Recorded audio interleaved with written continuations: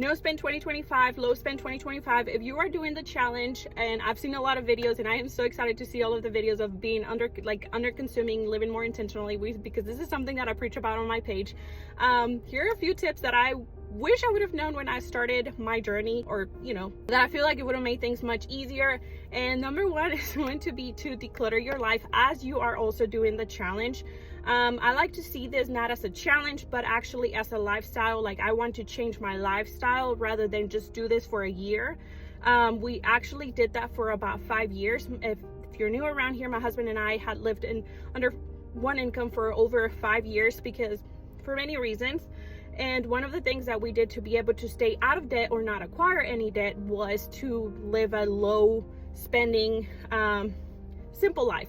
And I guess a lot of people call it no spending or low spending, or like intentional living, mindful consumption, under consumption, however you want to call it. At the end of the day, I feel like it's the same thing.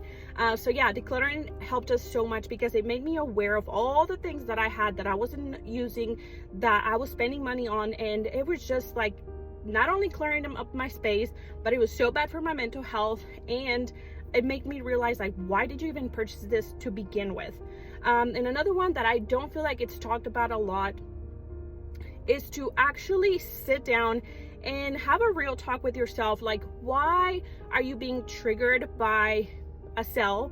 Or what is it causing you to get those urges to want to go purchase things? I'm guilty of that. In other words, to try to figure out the root cause of like what's causing you to want to make those purchases, and have actually heal from the financial trauma.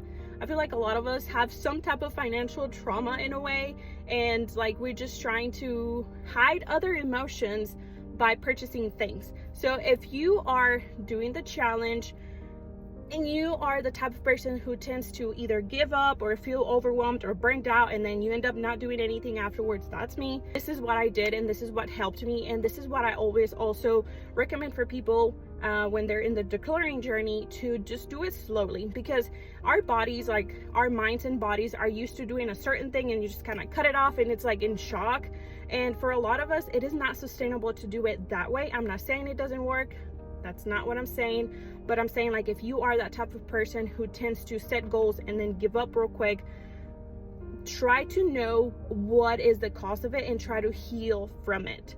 I feel like it's a more sustainable approach, and it would become your lifestyle. We live like in this whole all or nothing society. So my point is, like, it is okay if it takes you a little bit longer, or you have to take baby steps, because